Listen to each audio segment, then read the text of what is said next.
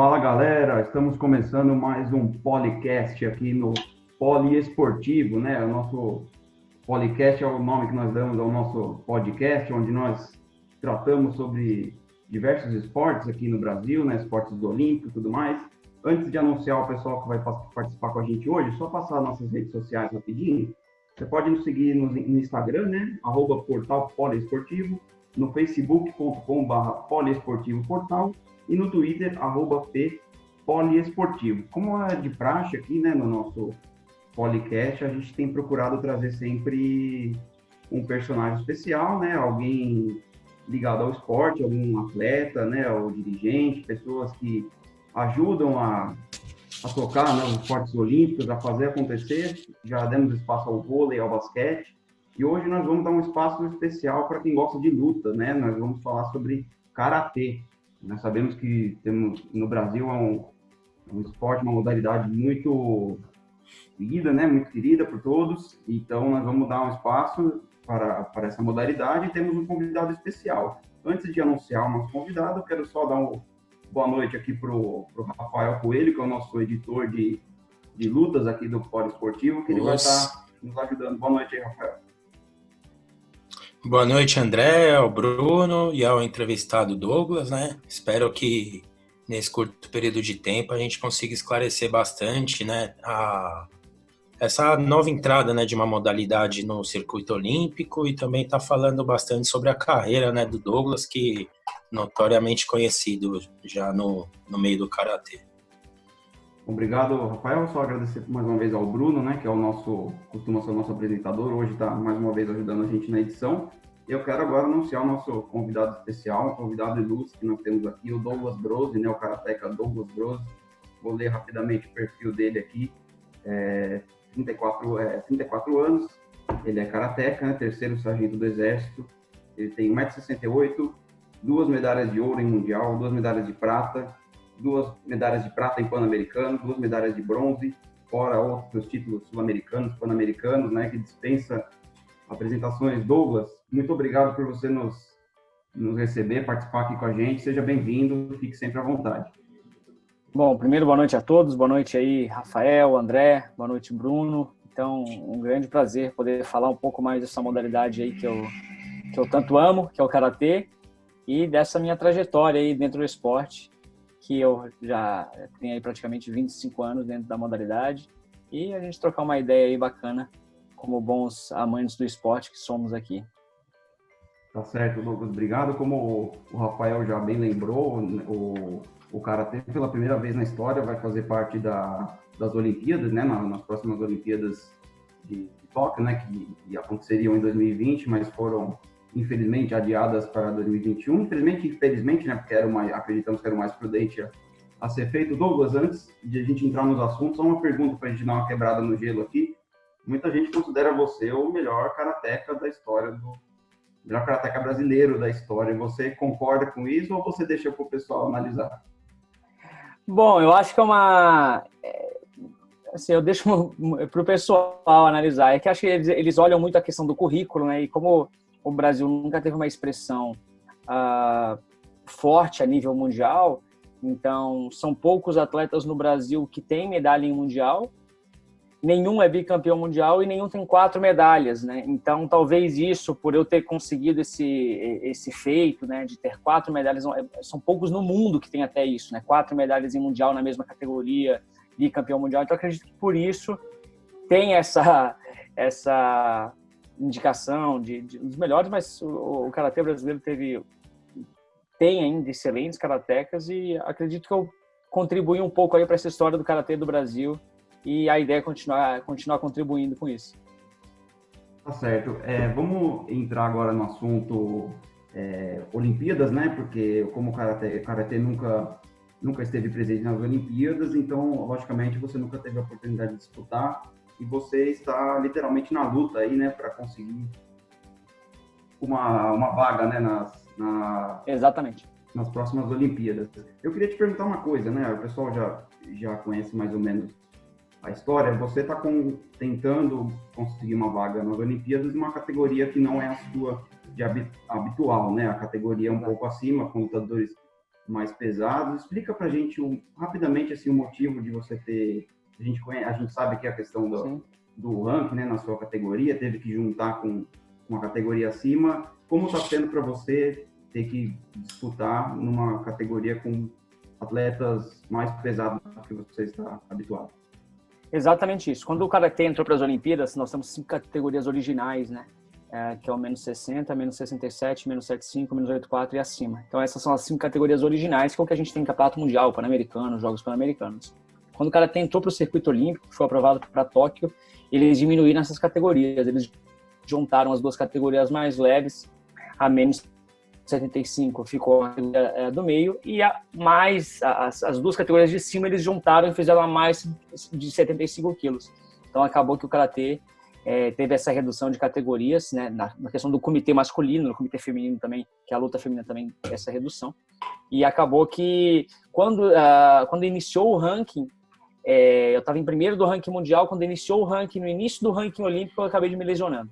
Eu tive uma ruptura do tendão de Aquiles durante os Jogos Sul-Americanos, em 2018. Inclusive, vai completar 2 anos dessa lesão agora. E acabou que eu perdi uma boa parte desse início do ranqueamento.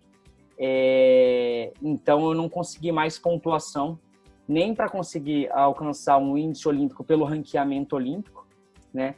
E um critério da Confederação Brasileira para a questão do pré-olímpico, né? Quem o Brasil levaria para o pré-olímpico nessa categoria era quem tivesse melhor ranqueado do Brasil, né? Em top 30 ali. Então acho que eu acabei em 10º, né?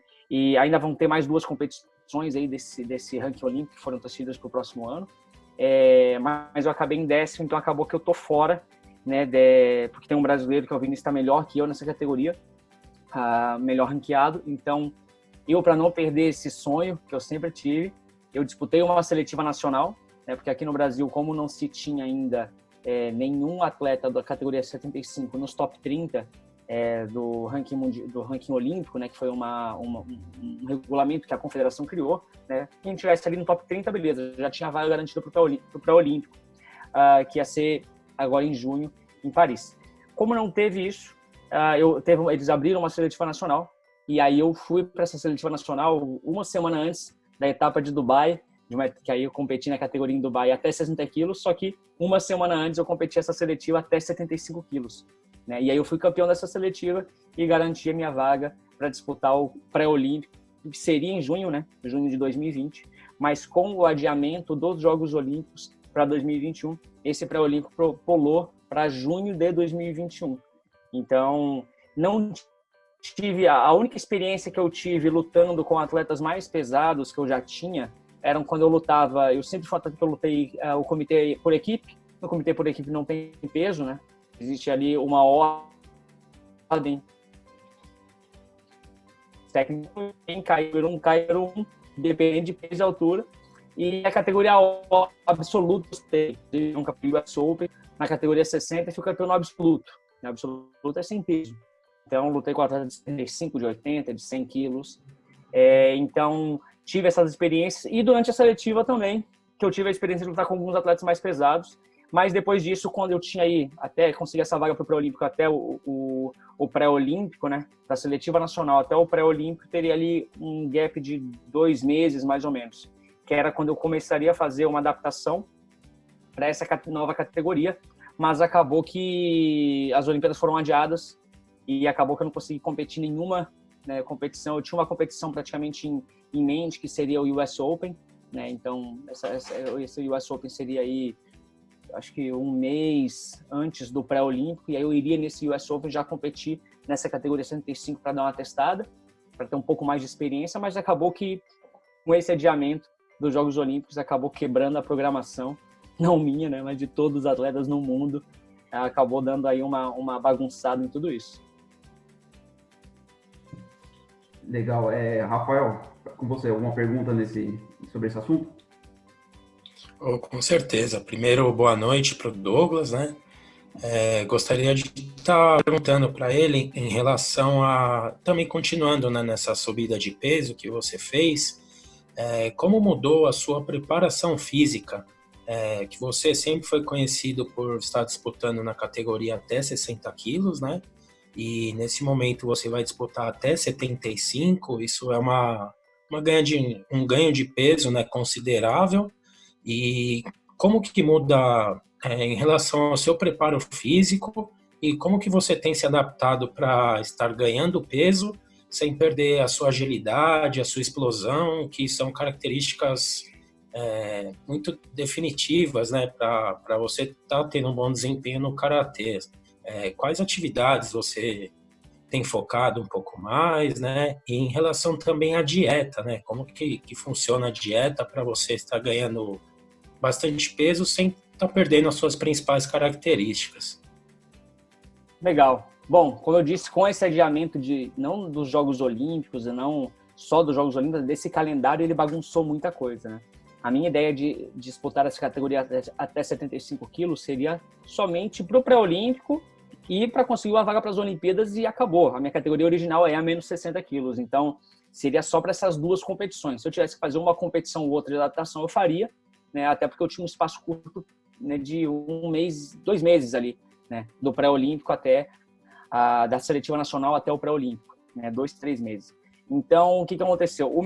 Eu luto na categoria leve, que é uma categoria até 60 quilos, mas o meu peso habitual, ele é 65 quilos, 66, 65. Então, eu sempre fiz uma redução de peso para entrar na categoria 60, né? Então, ali 2 semanas antes, eu fazia uma dieta um pouco mais restrita. Um dia antes, tirava ali 3 quilinhos, desidratando, 3, 4 quilos, e entrava no peso 60 quilos. Esse era o meu habitual. Lógico, a questão do até 75 quilos, as pessoas não acham que... Não, então ele vai ter que engordar 15 quilos. Não, existe um gap ali que é de 67 até 75 quilos. Então, existe um peso mínimo da categoria, que é 67 quilos, e o peso máximo, que é 75,200. Tem 200 gramas de tolerância. Então, eu posso pesar desde 67 até 75 quilos. Então, a ideia é com que eu ficasse ali com 67,5, 68 quilos. Não passasse disso, para não alterar tanto a questão perfeita que você falou da minha característica de velocidade, de explosão, que é uma característica até da categoria leve. Então, não alterou tanto essa minha questão do treinamento físico e de dieta, até porque, como eu já tinha o meu peso em 65, 66 quilos, ganhar 2 quilos a mais, às vezes, é um final de semana que você passa despreparado um pouco. Mas a ideia não era ganhar 2 quilos, né, de gordura, era ganhar, assim, 2 quilos, mas de uma capacidade, uma qualidade bacana. E teve alterações, sim, na minha preparação física, mas nada muito forte. E na questão da minha dieta também teve, mas nada muito, né, não foi aquele negócio, não, agora tu vai sair de uma ingestão calórica de X para X vezes 100. Não teve isso. Até porque a ideia era manter esses 67 quilos, 68 quilos, ou seja, lutar na categoria até 75 quilos, mas no limite mínimo da categoria. Então, não houve muita alteração, né? Tendo em vista que o karatê é um esporte de semi-contato e nas lutas pela WKF, né, na World Karate Federation, existem outras federações de karatê que têm outros regulamentos de luta, mas a ideia é sempre você pontuar o mais rápido possível com um semi-contato. Então, acaba que você não daria, entre aspas, tanta diferença você ter um punch, né, num soco que vai derrubar o adversário, ou, né, que nem às vezes faz uma diferença no UFC, ou às vezes não tem punch, mas faz diferença, por exemplo, no judô.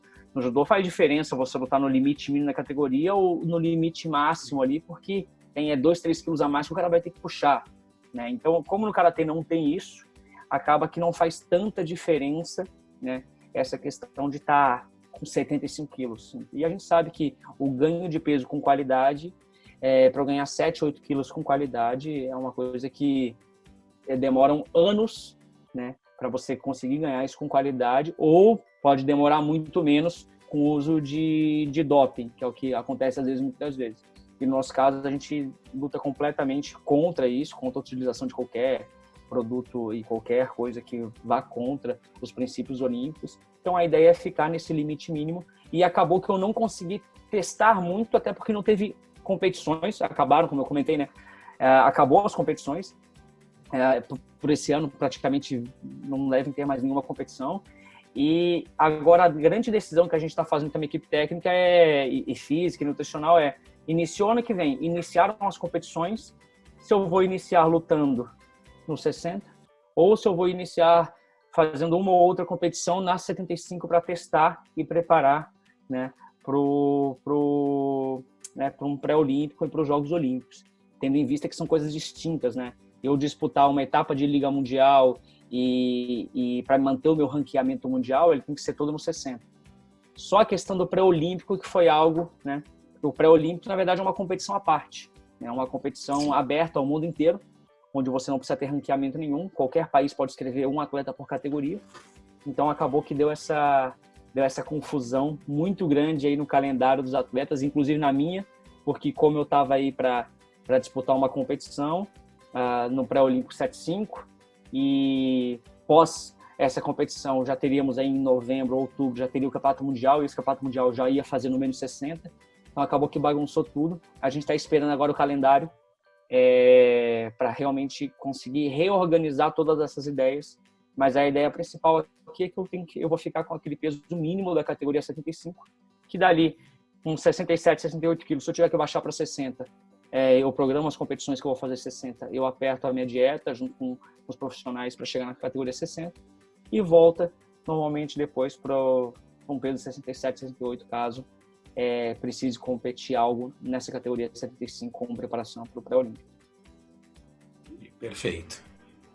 Gente, vamos ter uma mudança na estrutura aqui. O nosso amigo Bruno, né, o nosso Bruno Faria, que eu apresentei como ia ser o nosso produtor hoje, ele não está se aguentando ali, porque o papo é bom, ele vai querer também participar com algumas perguntas aqui. Então, Bruno, agora, boa noite de novo para você.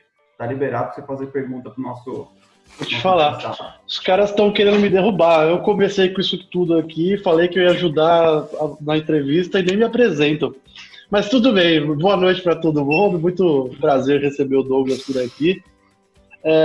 Douglas, você falou bastante já sobre o circuito olímpico, né, como é a preparação, inclusive como que a pandemia está afetando, mas eu queria voltar e entender como que partiu o início de tudo. Imagino que você, quando garoto, deve ter se encantado pelo karatê em algum momento. Queria saber se, nesse momento, você tinha a opção, você falou, será que eu vou para o judô, será que eu vou para o karatê, será que eu faço alguma coisa que todo mundo pratica, eu vou ficar aqui sozinho falando de karatê na escola? Eu queria saber como é que foi esse seu crescimento, assim, como que se deu a origem e como você chegou também no nível que você está hoje. Legal. Bom, eu sempre sempre fui muito ativo, sempre gostei de esporte, então foi um menino que fez esportes de quase todos que você pode imaginar, eu já pratiquei, mas o karatê foi um dos primeiros que eu pratiquei. E adorava filmes de luta, então isso foi uma coisa que me motivou. Eu não procurei, entre aspas, o karatê, né? Eu queria estar fazendo alguma luta, porque eu sempre gostei de filmes de luta. E o primeiro que me apareceu como oportunidade, foi o karatê. Tinha uma academia num clube próximo da minha casa, onde um ou dois amigos da gente se inscreveu, fez lá uma ou duas aulas, meu irmão junto. Esse foi o meu primeiro contato com o karatê. E depois disso, depois de ter feito acho que umas 2 ou 3 aulas, já estava gostando, já estava praticando ali, já sabia um soco, um chute, mas muito básico ainda. O professor Eduardo, que foi meu primeiro professor, ele chegou na minha escola, no colégio onde eu estudava, que é o Colégio de Tradição, com a proposta de incluir o karatê na grade curricular ali dos alunos. No contraturno iam fazer o karatê. E como eu já fazia karatê, quando chegou lá, olha, alguém aqui já fez karatê? Eu lembro que eu levantei a mão e falei, eu já fiz. E aí se montou, aí eu saí daquele clube aí que eu estava praticando, que eu fiz algumas aulas, e comecei a praticar o karatê dentro do colégio, né? Dentro do colégio ali, e ali começou a minha formação desde faixa branca, faixa amarela, foram as minhas trocas de faixa, e junto com todos os meus colegas de aula, né? E de sala praticamente, e de outras salas. Então eu lembro que eu estava na segunda série A, e o pessoal da segunda série B também fazia o karatê. E ali começou toda a minha paixão, e muito próximo disso também, eu praticava muitos outros esportes. Então, nessa mesma minha época de formação como karateca, mas eu também surfava, eu também andava de skate, eu jogava bola, eu jogava basquete, jogava bola, eu fazia de tudo que era esporte ali que eu praticava. E aí aos 14 anos, e aí logicamente começamos a treinar, nos dedicar, começamos a ir para competições estaduais, municipais, estaduais e nacionais, e comecei a viajar, comecei a me dar bem na modalidade. E quando eu fui campeão brasileiro, né, pela primeira vez em 99, aquilo começou a despertar. E depois em 2001, ali com 14 anos que eu tinha, 14 para 15 anos, eu fui campeão brasileiro de novo e fui convocado para o meu primeiro campeonato internacional, né? Então ali eu falei, não, é isso que eu quero. E ali com 14 anos, em 2001, eu falei, não. Quando eu entrei para a seleção brasileira, eu falei, não, é isso que eu quero, eu vou levar a sério.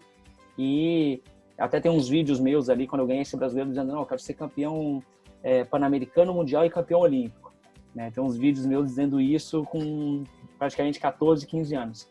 E dali já surgiu esse foco e essa meta de estar me dedicando para ser um atleta profissional de karatê, mesmo sabendo que o karatê ainda não era um esporte profissional, mesmo sabendo que o karatê não estava nem nos Jogos Olímpicos, eu já me profissionalizei, né, desde essa época, né, eu considero profissionalizado no momento que você literalmente usa todo o seu tempo, ou a maior parte do seu tempo se dedicando àquilo, né? Às vezes o pessoal leva muito a questão da profissionalização como uma questão só financeira, mas não, eu fiz daquilo a minha profissão, mesmo não sendo profissional, às vezes mesmo não dando tantos recursos financeiros, eu fiz aquilo ali, não, isso vai ser minha profissão e não dá recurso financeiro porque está sendo mal feito. Vamos fazer de uma forma que dê, vamos fazer de uma forma que abra espaço e que abra janelas aí para isso. E dali começou a minha profissionalização, que é onde eu tô até hoje. Legal. Antes acho que o André tem uma pergunta também. Eu só queria emendar nessa. Você falou de retorno financeiro. A gente sabe que no Brasil é difícil. Ou o cara é campeão, se destaca quando ele não joga futebol, ou ele dificilmente ele consegue viver do esporte que ele escolheu. A gente tem até um conhecido que, para disputar o Mundial de Karatê, inclusive, precisou fazer campanha de crowdfunding, né, vaquinha virtual. Como que você lidou com isso, quando você se deparou com essa realidade? Bom, eu acho que não é uma realidade somente do Karatê, não é uma realidade só do futebol, não é uma realidade só do esporte, eu acho que é uma realidade em todo e qualquer lado profissional existe um pouco disso. No início, realmente é muito complicado para todos. Eu cansei de... antigamente não tinha... Essa questão virtual ainda era muito fraca, né? O pessoal ainda tinha pouco acesso, então não tinha a questão das vaquinhas. As vaquinhas eram realmente... Eu ia nas casas das pessoas, eu me apresentava, eu chegava pro dono da academia onde eu fazia musculação, eu ia na casa dele, eu falava, olha, eu tenho que ir para competição X, eu preciso de uma ajuda. Ele me dava R$100. Depois eu chegava pro vizinho da minha mãe, eu preciso de uma ajuda, e a vaquinha não era virtual, a vaquinha que eu fazia era indo literalmente na casa de cada um e pedindo, né? Porque por muitos anos eu não tive condições nem de viajar para as competições. O karatê é um esporte muito barato na questão de se treinar, não exige tanto equipamento, é uma questão um pouco mais barata de se praticar. Mas, logicamente, o custo começa a aumentar muito quando você começa a participar de competições, principalmente internacionais. As nacionais eram, entre aspas, né, um pouco ao alcance do meu pai, e o meu professor sempre me ajudou, então o amigo do meu pai, mas até ali o meu professor conseguia dar conta, ele pagava para ir para as competições estaduais, mas chegou um nível internacional que não dava, tanto que teve um ano em 2003, por exemplo, eu lembro, foi um ano que eu era, acho que da categoria infanto-juvenil, eu fui convocado, né, pela seleção brasileira para ir para Sul-Americano, Pan-Americano e Mundial, e não fui para nenhum deles porque não tinha recurso financeiro para viajar, né? Mas eu sempre busquei uma forma, as formas antigas que a gente tinha de rir, foi de ir atrás e pedir, e me apresentar e fazer aquela vaquinha não virtual, mas aquela vaquinha. Eu acho que é uma realidade não de todas as modalidades, de todo o esporte, que é uma coisa, não vou dizer que é comum, mas é muito difícil hoje você conseguir apoio sem ter um resultado. É uma coisa que, ao meu ver, é um pouco até compreensível, né? Se a gente for ver, é difícil você auxiliar alguém ou ajudar alguém se você não vê ali ou um potencial ou uma chance. Então, acaba que as pessoas realmente, ainda mais no esporte, isso acaba sendo muito mais difícil. O que eu tentei sempre fazer, e principalmente depois que eu comecei a virar um pouco de referência para muitos outros atletas, para muitos outros pais e familiares, era não vitimizar tanto essa postura, não vitimizar tanto esse lado, que eu sei que é um lado difícil, mas eu não poderia usar isso, às vezes com o alcance que eu tenho como atleta, eu não poderia usar esse lado como algo que chamasse mais atenção, porque eu sabia que isso poderia influenciar negativamente aquele atleta, poderia desmotivar ele, poderia desmotivar os familiares dele. E às vezes tem muito pai e mãe que falam, não, mas isso daí não dá futuro. Eu sei porque o meu pai falou isso para mim, a minha mãe falou isso para mim, não, isso daí não dá futuro. Eu falei, não, isso daqui, qualquer coisa dá futuro, você tem que fazer direito. Eu falei, eu vou fazer direito que eu vou fazer para dar futuro. Então, é realmente um ponto muito delicado.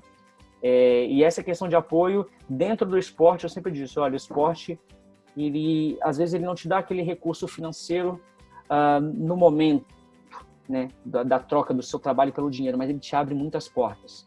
Ele te abre muitas vertentes ali que, se você souber usar, se você estiver pronto para usar essas portas, você pode conquistar coisas maravilhosas. Por exemplo, eu fiz a minha faculdade, a minha universidade. Eu lembro que por um determinado período de tempo, eu parei de estudar, foi uma briga na minha casa, né, porque eu terminei o colegial, eu fiz um vestibular, não passei.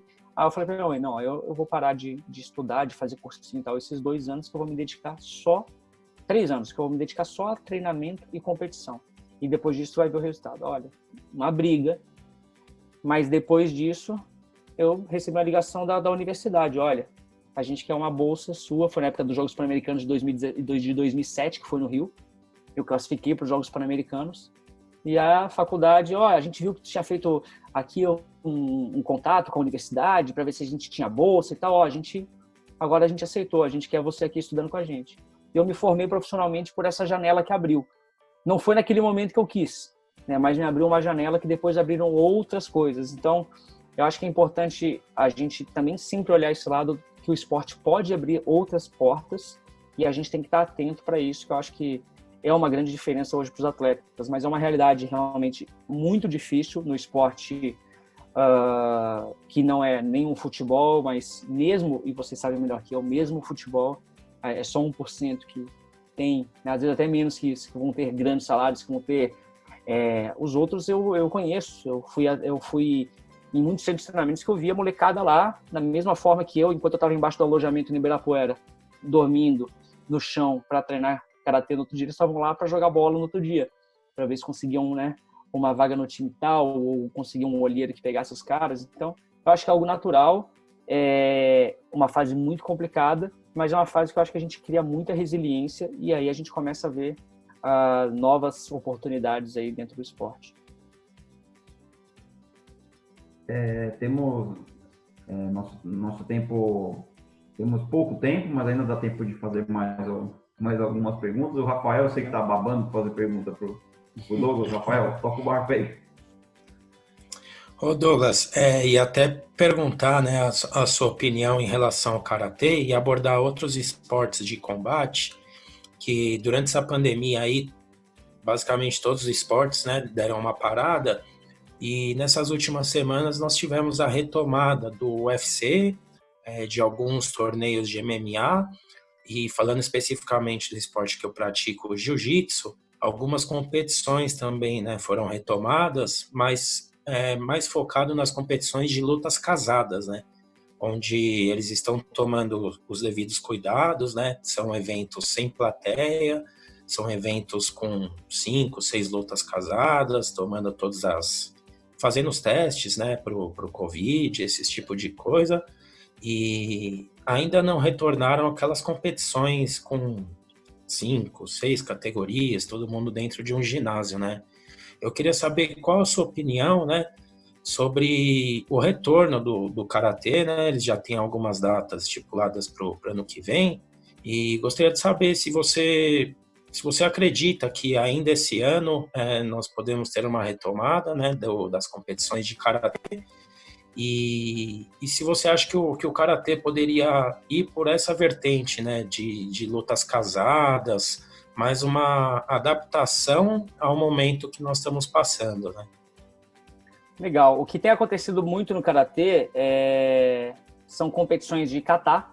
Então, kata é diferente, acho que não tem no jiu-jitsu, não conheço, eu sei que no judô tem o kata, mas às vezes é pouco conhecido. E no karatê tem as competições de kata, que é onde você executa os movimentos como se fosse uma luta imaginária sem um adversário. Esse é o lado bom, né, do karatê nesse ponto, que o pessoal está conseguindo até treinar em casa, treinar sozinho, com um técnico só, te vendo via câmera já dá para dar uma, né, você não precisa, entre aspas, de um parceiro ali de treino, mas já está conseguindo manter algumas coisas assim. E eu tenho muita sorte que a minha esposa também foi atleta, hoje é técnica, então a gente consegue treinar diariamente. E as academias aqui em Florianópolis, elas já estão liberadas com todos os devidos cuidados, então eu estou conseguindo fazer os meus treinamentos de manutenção, que eu chamo, né? Nenhum treinamento específico, porque a gente está sem calendário, então os treinamentos de manutenção. Quanto ao retorno das competições, realmente é muito complicado. Para fazer essas lutas casadas, acho que é muito interessante, mas seria muito mais um espetáculo, um show, porque as competições que promovem, por exemplo, seleção brasileira ou campeonatos brasileiros, elas são abertas a todos os estados escreverem quantos atletas quiserem, né, os regionais, por exemplo. Então, acredito que acaba dificultando essas competições para darem pontos, de repente, para o ranking brasileiro, né, e, consequentemente, para decidir uma seleção brasileira, acho que acaba ficando até um pouco complicado. Até porque, neste momento, você fazer competições que não sejam no formato casado ou no formato UFC, né, que tem aí uma capacidade até financeira de fazer, esses atletas estão todos juntos, vamos testar todo mundo aqui, tá todo mundo bem, ótimo, vamos fazer a competição. E eu não sei, sinceramente, se até final do ano se consigam ter algumas competições de karatê. As principais competições de karatê da World Karate Federation, né, da Federação Mundial de Karatê, elas já foram canceladas. Inclusive o Campeonato Mundial ainda não foi, está marcado para outubro, mas já estão falando em adiamento para botar esse Campeonato Mundial para 2021. Então, realmente é um momento muito complicado e por ser acho que de todos os esportes, né, por ser algo tão bacana, tão de integração das pessoas, fazer eventos sem público, eu acho que perde muita vida, né? Fazer eventos não literalmente sem a torcida, mas a gente sabe que é da arte marcial, às vezes você vai no campeonato de karatê ou de jiu-jitsu, às vezes ali a maioria do público são atletas e familiares dos atletas, né? Às vezes não tem pessoal que é de fora também, lógico, tem o público, né, que é de fora, mas a maioria ali ou é de academias próximas, ou são amantes do karatê que vão ali ver, assistir aquela competição, ou amantes do jiu-jitsu, familiares do pessoal que está ali, enfim, acaba que não é completamente diferente. Até o futebol na Alemanha já começou os jogos de futebol também, né? Mas é completamente sem, né, no caso ali, bem realmente morto. Então, eu não sei até que ponto a gente vai conseguir fazer essas competições já esse ano. Eu acredito que a partir do momento que a gente tiver mais testes para realmente estar testando esses atletas constantemente, e esses testes venham de uma... acho que aqui em Florianópolis ele está custando em torno de... Os testes em laboratório, quase R$300, e os testes rápidos ali, que as prefeituras estão comprando em torno de R$130, R$150.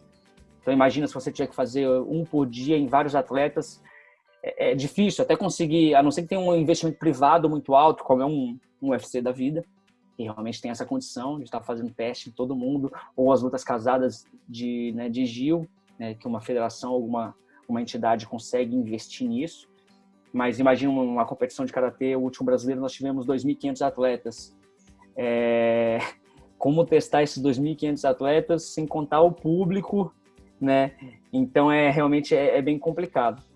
Eu espero que o mais rápido possível a gente consiga ter testes rápidos para isso, de uma maneira muito mais barata, e que, logicamente, a gente consiga ter uma questão de uma vacina o mais rápido possível, porque eu acho que mesmo autorizando a volta das modalidades, eu acho que muita gente ainda vai ficar receoso, principalmente familiares, que um grande público do karatê são crianças, então às vezes que os pais vão, não, segura, não tem necessidade, não é essencial, né? Vamos dar uma segurada, vamos evitar um pouco, né? É o que eu já vejo hoje, por exemplo, nas academias em Florianópolis, né? As academias estão liberadas com um número limitado, mas tem academias que estão tendo 20 pessoas durante todo o dia.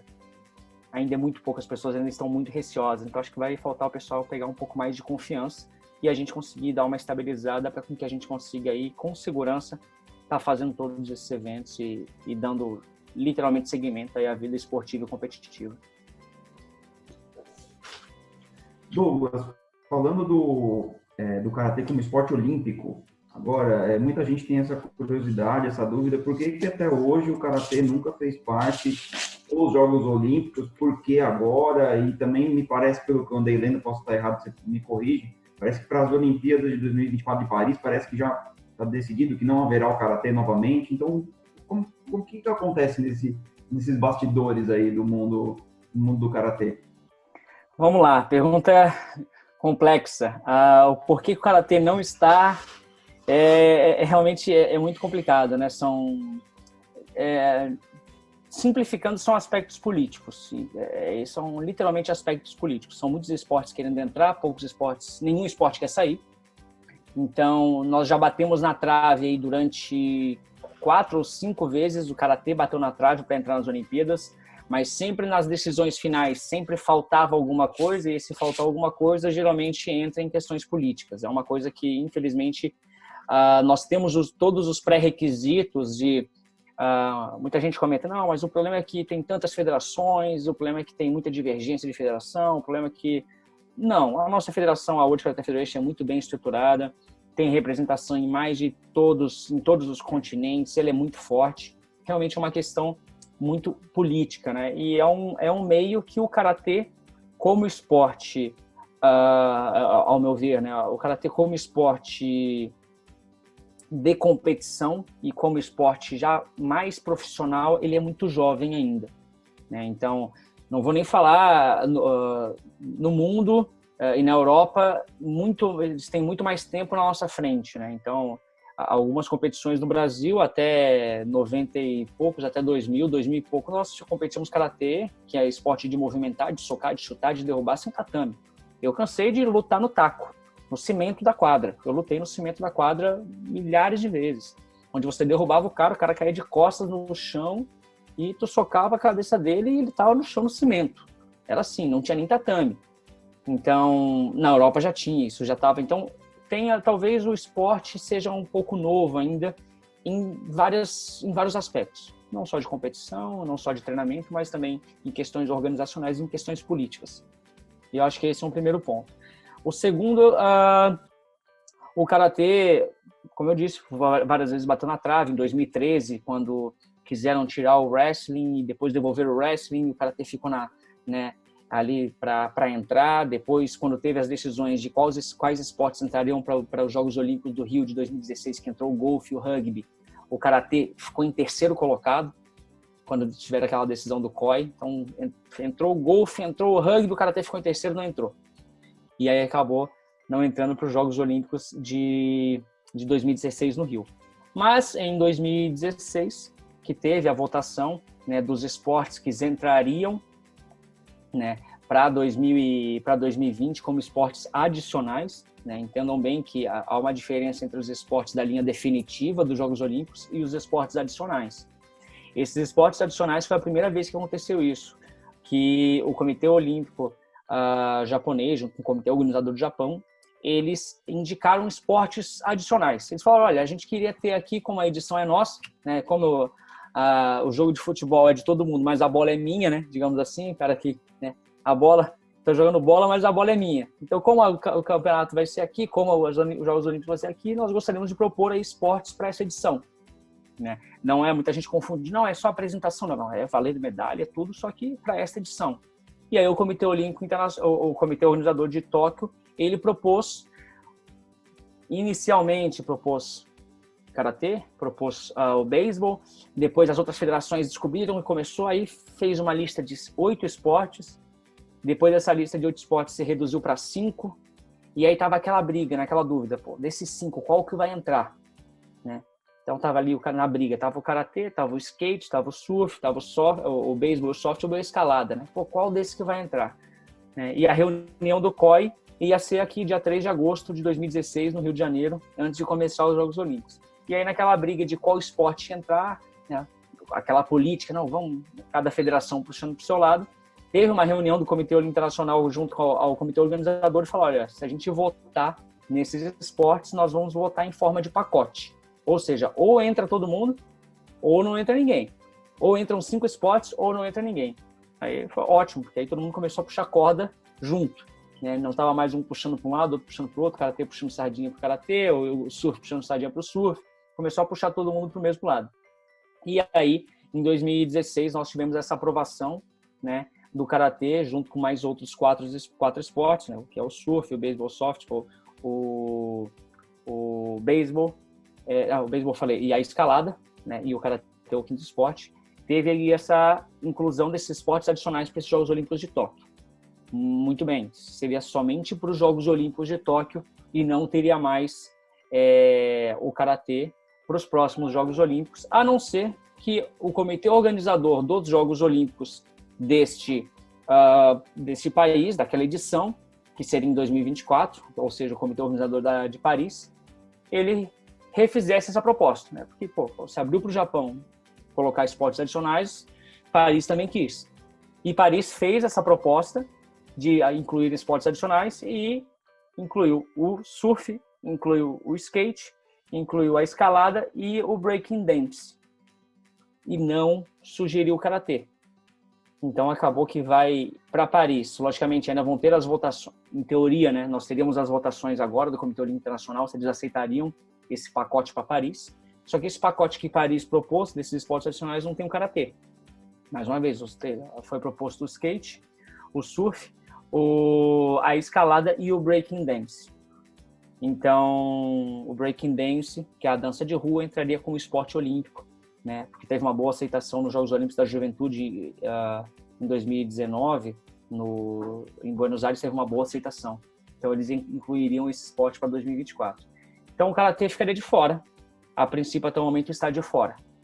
Lógico, tudo vai depender agora de como as coisas vão acontecer, né? Porque nós estamos aí no meio de uma pandemia, nós não sabemos, eu já ouvi falar, e alguns rumores de improvável, quem sabe, dependendo, até um cancelamento dos Jogos Olímpicos.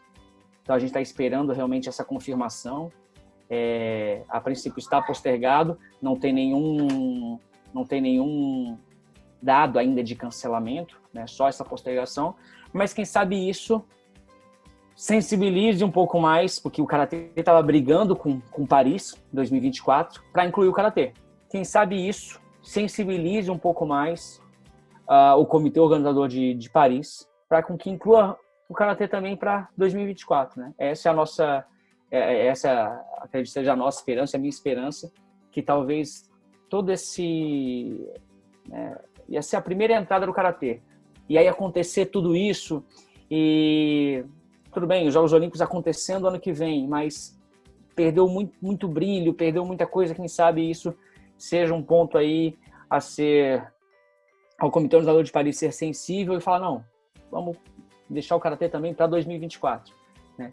Então esse é o meu, né? Tudo que eu estou falando não é oficial, é o meu desejo, é como eu penso que poderia acontecer, né? Essa sensibilidade do Comitê Olímpico de Paris aceitar e colocar o karatê para 2024 também, para a gente literalmente não morrer agora em 2020 ou, no caso, em 2021, só nas Olimpíadas de Tóquio, né? Mas está também nas Olimpíadas de Paris.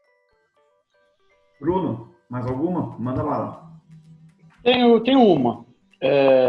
Como a gente destacou no começo, você é um multicampeão, né? Você conquistou praticamente tudo que a modalidade tem a oferecer, digamos assim, em termos de competitividade.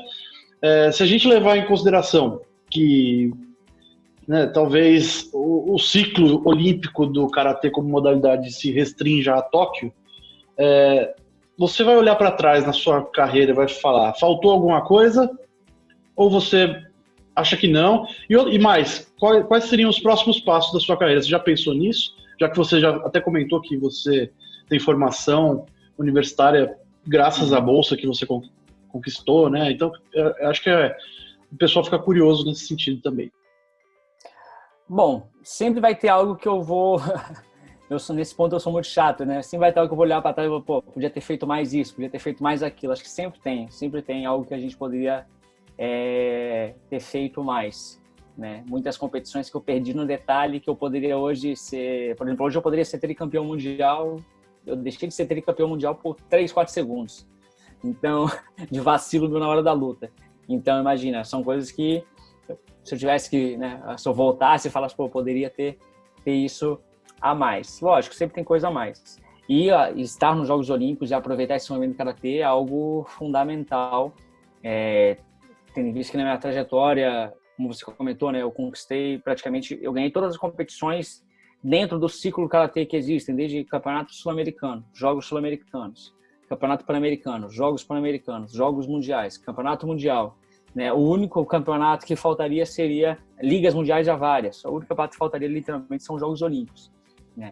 Então, acho que isso seria, literalmente, fecharia um ciclo meu de competições e não posso também me sentir satisfeito com todas essas conquistas, logicamente. Faltou uma coisinha, mas acho que seria um bom fechamento de ciclo, Jogos Olímpicos e uma carreira como essa. Agora, a questão do pós, eu já ministro praticamente, eu tenho feito desde 2006, 2005 que eu viajo muito ministrando seminários. Eu sempre gostei muito de treinar e eu sempre fui aquele cara chato que enquanto eu estava treinando, o cara fazia, eu reclamava do cara, tenta melhorar isso, tenta melhorar aquilo.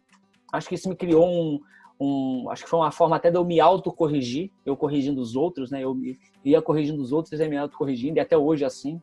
Às vezes eu estou dando curso no mundo inteiro. Eu lembro que eu estava dando curso uma vez, acho que foi na Europa, se não me engano, na Alemanha. No meio do curso eu parei e falei, pô, se eu tivesse feito isso para mim, se eu tivesse usado isso que eu estou ensinando os caras, lá naquela competição eu não teria perdido. Aí eu falo, aprendi, né? As pessoas às vezes não sabem como é que a gente aprende ensinando, ali aprendi literalmente ensinando. E a ideia, os meus projetos futuros, pós parar o Karatê, é continuar dentro da modalidade.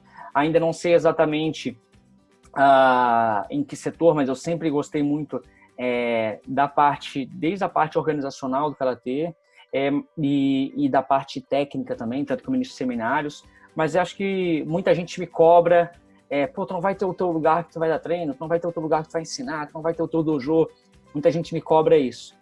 Mas é algo que eu estou amadurecendo com calma, até porque acho que no momento que tu monta um dojo ou que tu monta uma academia, literalmente é a segunda vida, né?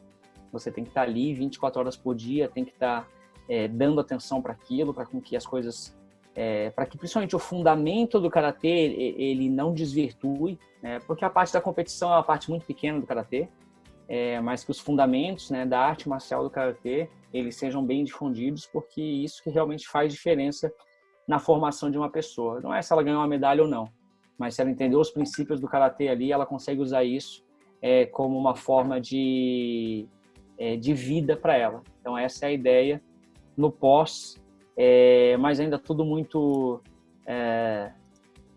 sendo analisado com muita calma, né? Eu estava com uma perspectiva que nesse momento agora eu estaria praticamente em vésperas de um pré-olímpico, que o pré-olímpico estava marcado para dia 7 de junho, então se tudo tivesse como eu esperava, essa hora eu estaria na Europa dormindo, porque eu ia lutar um pré-olímpico daqui a uma semana.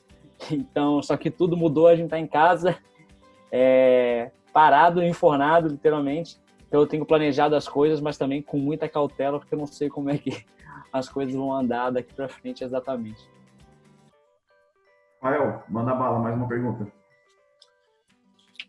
Douglas, só aqui para a gente estar encerrando um pouquinho, né? Agora que você puxou esse assunto dos fundamentos do Karatê, né? Essa questão de você estar abrindo o seu dojo, que exigiria um foco integral, né, da sua parte. No começo nós falamos da sua formação e você também é terceiro sargento do Exército. E eu gostaria de saber da sua parte no que isso te ajudou, né? Fazer parte do Exército, ter aquela disciplina, o respeito, no que isso ajudou na sua carreira esportiva, pois sabemos muito bem, né, que as artes marciais elas não conseguem sobreviver sem esse respeito, sem essa disciplina, né, sem esses fundamentos básicos, né, principalmente do karatê, né, pela sua origem do país, essas coisas, né. E gostaria de saber no que isso te ajudou, né, e no que isso também pode projetar, né, para o futuro da sua carreira. Como você pegaria o que você aprendeu no Exército, o que você adquiriu durante a sua carreira esportiva, para quem sabe um dia estar passando para as novas gerações do Karatê que estão por vir por aí, né? Principalmente com essa grande exposição em relação aos Jogos Olímpicos, né? Como que toda essa sua experiência fortaleceria para estar formando, né, uma nova geração de karatecas aqui no Brasil, sem perder esses fundamentos essenciais da arte marcial. Legal. Bom, primeiro eu vou falar do programa de alto rendimento, né, das Forças Armadas. Como eu sou terceiro sargento do Exército, e esse programa foi criado, se eu não me engano, em 2009, né, para incluir atletas, incluir pessoas específicas daquela modalidade dentro das forças, tanto que nós temos aí atletas dentro do Exército, da Marinha, da Aeronáutica, nas 3 forças, para competir Jogos Olímpicos, Jogos Militares, principalmente os Jogos Militares, né? Na verdade, isso aconteceu quando, em 2009, o Brasil sediou os Jogos Mundiais Militares. E vinham todas as outras potências e outros países vinham com atletas olímpicos e com atletas... E ele falou, pô, mas por que a gente não tem atletas olímpicos, atletas literalmente, que eles, geralmente as Forças Armadas e o Exército dão atletas formados ali dentro do Exército mesmo. Pessoas que estavam ali dentro da força e eram atletas e treinavam. Por que a gente não consegue incorporar essas pessoas, esses atletas, nas forças, fazer com que eles contribuam, né, para a formação até dos nossos atletas, né, contribua também para a formação das nossas tropas, porque nada melhor do que você usar o esporte como uma simulação. Na verdade, o esporte, se você for ver, principalmente os de luta, é uma simulação de luta, é uma simulação de guerra, né? Então, nada melhor que você treinar um soldado para a guerra que uma simulação de guerra através de uma luta, que é o karatê, por exemplo, ou através de uma luta de espadas, que é uma esgrima, que antigamente se tinha uma luta. Então, são princípios que eu acho que são criados através do esporte, e tem tudo a ver quando se começou esse programa, e tem, acho que é realmente uma coisa fantástica, porque traz aí um benefício não só para as modalidades esportivas, que hoje você já consegue projetar um futuro dentro da modalidade, e isso é muito bom para as próximas gerações, para os pais, para os familiares desse atleta. Olha, você pode ter um futuro que você pode ser um sargento temporário do Exército fazendo karatê, ter um soldo, ter viagens, ter isso. Então isso motiva, né? Acaba saindo um pouco daquela, não, mas isso não dá futuro. Não, dá futuro. Ou abre muitas portas. Por exemplo, hoje eu sou sargento temporário, você pode, como sargento temporário, qualquer sargento temporário, dependendo se for atleta ou não, como oficial temporário, você pode ficar ali 8 anos. Ótimo, mas não é a vida inteira, mas são 8 anos que podem abrir muitas portas, são 8 anos que podem contribuir muito para a sua vida. Mas não é para a vida inteira? Não é, mas isso realmente pode fazer com que isso seja uma motivação maior para o atleta, olha, realmente tem futuro. E o Karatê entrou em 2017, né? Um dos grandes incentivadores foi o Major, que hoje, na época Major, hoje Tenente Coronel Michel, que foi um dos caras do Rio de Janeiro que mais fez força para o Karatê fazer parte, né, dos esportes militares, principalmente depois com a entrada do Karatê para os Jogos Olímpicos. Então foi algo maravilhoso. Agora, indo para a parte do Karatê e as Forças Armadas e o Exército, e aquela disciplina que se tem no Exército. O Exército só fortaleceu mais ainda todos os princípios que a gente já treinava no Karatê, né? Não estou de maneira nenhuma menosprezando o Exército, mas assim, a disciplina que eu já tinha de 7 anos fazendo Karatê, onde eu tinha que respeitar, cumprimentar antes de entrar no dojo, limpar o dojo, dobrar meu kimono, a disciplina de hierarquia com os graduados, né? Então era faixa branca, eu tinha uma disciplina pelos meus seipais, que eram, né, faixa amarela, faixa vermelha, assim vai, e pelos meus corrais, que eram os meus, entre aspas, os meus subordinados, né, até com o meu sensei. Então, toda essa questão dessa disciplina, quando eu cheguei e fui fazer esse curso e entrei para as Forças Armadas, incorporei, não foi nada espantoso para mim essa forma de disciplina, porque eu já estava trabalhando essa forma de disciplina há muitos anos. Só fortaleceu mais ainda, e com um detalhe, né? O Exército ele te traz toda essa questão de disciplina, enfim, mais uma questão de você lembrar o país e para quem você deve viver, né? Entre aspas, né? Mas por quem você deve defender, que é a sua nação, que é o seu país, né? Isso acontece nos dojos, só que ele é feito de uma maneira de equipes. Então, eu sou da associação X, então quando vai para o campeonato de jiu-jitsu, tu defende aquele teu clube, aquela associação, se tiver que brigar, tu briga, se tiver que sair na porra, tu sai, né, defendendo aquele clube, defendendo os teus amigos, defendendo aquela... Né, acontece muito isso no karatê, no jiu-jitsu, no judô, né, aquela rincha de academias. Né? Então você aprende aquele patriotismo, digamos assim, aquele amor pela sua academia. Quando você vai para o exército, aquele amor todo é pelo Brasil, né? Aquele amor todo é pela sua pátria. Então, acho que simplesmente o exército ele fortalece, né, os princípios que já se tinha nas artes marciais, eu já tinha dentro do karatê, simplesmente fortaleceu mais ainda esse espírito, né? Só que agora não pela minha academia, não pelos meus amigos, entre aspas, mas pelo Brasil, né? E a questão de disciplina, de hierarquia, é algo que o karatê sempre teve, né? E a diferença é que no exército foi só um pouco mais lapidado e de uma maneira mais menos karateca, mais, né, mais de verde oliva, que a gente chama o pessoal do exército, né? Mais verde oliva, mais voltada ali para a Força Armada. Com certeza, se complementam. Rafael, você tem mais alguma nesse sentido? Ou posso continuar aqui? Não, nesse sentido, tudo bem, pode... Não, tá perfeito, ele foi bem esclarecedor, né, traçando esse paralelo e como se complementam, né, o karatê, a disciplina do exército, as artes marciais em si. Tá, Douglas, eu vou fazer uma pergunta, acho que nós estamos caminhando para o final, mas é uma curiosidade que eu tenho, uma pergunta de leigo mesmo, assim, de quem não é um grande especialista como é o Rafael. Você sofre ou sofreu ao longo da sua carreira? Anos atrás a gente teve o fenômeno UFC, né? Um fenômeno comercial, né? Principalmente. Você sofre algum tipo de pedido de amigos, de família? Por que você não tentar o estilo de lutas livres, né? Você acha que seria difícil uma adaptação nesse sentido? Como é que foi para você, assim? Já me convidaram para começar a lutar os eventos de MMA uma vez. Já chegaram algumas vezes, né? Pô, cara, mas tu já é do karatê, tu já tem uma noção boa de distância e soca, não, acho que é só treinar no chão e tá tudo certo. Eu falei, não é assim, não. Não é tão fácil assim, é só treinar no chão e tá tudo certo. Eu falei, não é assim. Eu não podia... eu não podia largar uma trajetória dentro do karatê com tudo que eu tinha para iniciar algo do zero, né? Então, eu sabia que ali dentro do karatê eu tinha mais coisas ainda para plantar e para colher. Não que eu não podia construir outra coisa também, mas eu falei, não, nesse momento eu tenho que ser o mais profissional possível, né? Tanto que hoje, durante a minha vida inteira, eu pratiquei inúmeros esportes. Hoje eu evito jogar bola. Hoje eu evito, né? Se eu tiver que correr para dar um salto, se eu tiver que atravessar a rua, que eu vejo que eu vou ter que dar um pique, eu falo, não vou dar esse pique, porque é que eu dou um pique e me machuco. Eu falo, pô, eu fico aí 2-3 semanas sem treinar. Então eu já evito até essas coisas assim, literalmente para focar naquilo dali. Então já recebi convites, lógico, mas nada, né? Também não para o UFC, né? Municipais, enfim, para depois eu ir crescendo em cima disso.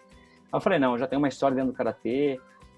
O que eu puder acrescentar com vocês, acrescento, tanto que eu já fiz treino com pessoas do MMA, tentando contribuir, karatê é bacana, porque vocês podem, né, o que vocês podem usar do karatê aí dentro do MMA. Então, já fiz treinos, uma vez a gente fez um intercâmbio em São Paulo com o Vitor Belfort, então a gente trocou algumas, a gente faz assim no karatê, tava lá o Francisco Filho também, que era do karatê Kyokushin, então a gente trocando umas figurinhas ali de como aplicar algumas coisas do karatê pro MMA, mas para um cara que já estava top no MMA, né? Mas para mim, não. Recebi, mas nem dava risada, brincava. O pessoal, não, entra no chão e tá tudo certo. Não, é negativo, não é assim, não. Não vou meter minha cara a tapa. Eu sou aquele cara que eu não gosto de entrar para perder. Se eu sei que eu vou entrar para perder ali, eu falo, não, dou um passo para trás, deixa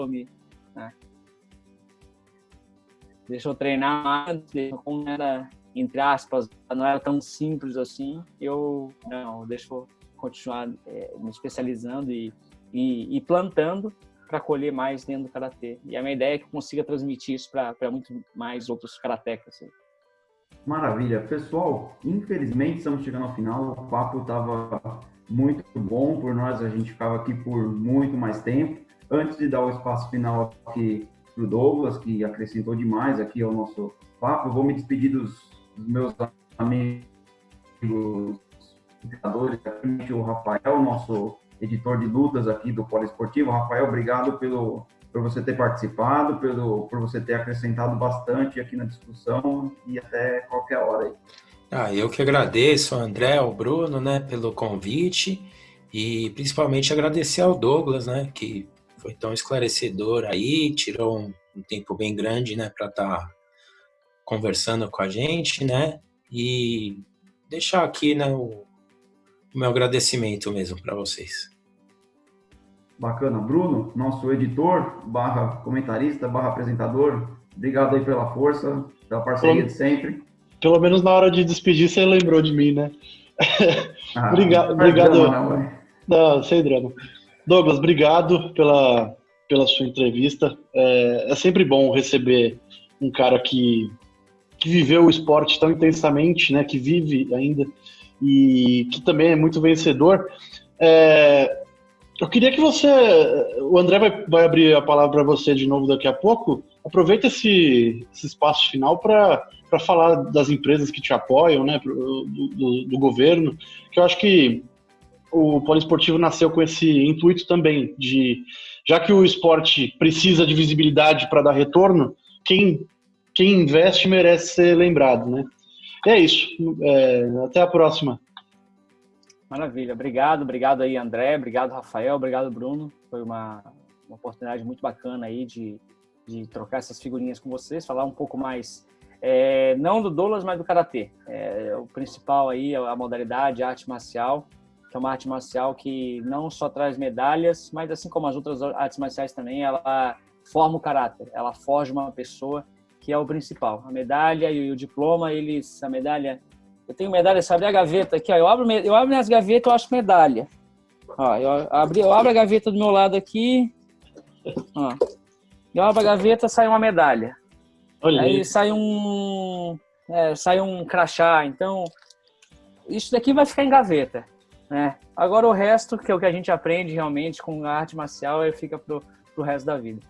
E como já foi falado, eu sou terceiro sargento do Exército Brasileiro, então realmente tenho uma grande admiração pelo Exército. O Exército é um grande apoiador, não só, né, do esporte, mas acho que um grande apoiador aí do Brasil, né, como a gente tem o nosso brasão de braço forte, uma amiga, então realmente o Exército é um dos grandes apoiadores. Eu tenho muito orgulho de ser aí, incluir aí as fileiras do Exército.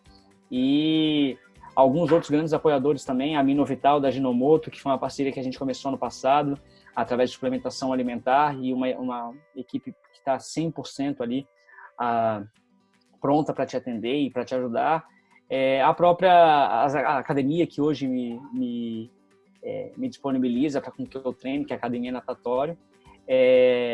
Arauasa, que é uma empresa de equipamentos esportivos, onde eu até represento ela aqui no Brasil hoje, então tem realmente apoiado atletas. Hoje eu tenho um poder até de dentro da Arauasa conseguir apoiar outros atletas através da empresa, então acho que é uma coisa, eu tenho conseguido retribuir também isso para os atletas, que é muito bacana. E tanto o Comitê Olímpico Brasileiro, o Time Brasil e a Confederação Brasileira de Karatê, que fazem sempre o máximo para dar o apoio a todos os atletas. Então, obrigado por essa oportunidade de poder falar das pessoas que também me apoiam. A gente realmente não consegue nada sozinho. E parabéns aí pelo trabalho de vocês. Espero que a gente nos veja em breve aí, quem sabe uma próxima entrevista num pré-olímpico, quem sabe aí, nas portas de um pré-olímpico e nas portas de uma Olimpíada, quem sabe. Estamos treinando para isso. Com certeza, Douglas. Muito obrigado mais uma vez. A gente também agradece o Arthur, né, da AV Assessoria, que fez o meio de campo para a sua participação aqui. A gente deseja uma boa sorte para você não só na carreira, mas também nessa luta aí para chegar às Olimpíadas. E como você disse, esperamos ter você aqui muito em breve para falar de participação em Olimpíadas e tudo mais. Saiba que, como o Bruno também já falou, o espaço está sempre aberto para você, para os seus atletas, para quem quiser participar, expor o seu trabalho, a sua atividade. Seja sempre muito bem-vindo aqui, viu, Douglas? Maravilha, obrigado. Como a gente diz no Karatê, muito obrigado. É isso, galera. Muito obrigado a todos que nos acompanharam. Mais uma vez, Douglas, Rafael, Bruno. Um abraço para vocês e até o próximo podcast. Um grande abraço, gente. Tchau, tchau.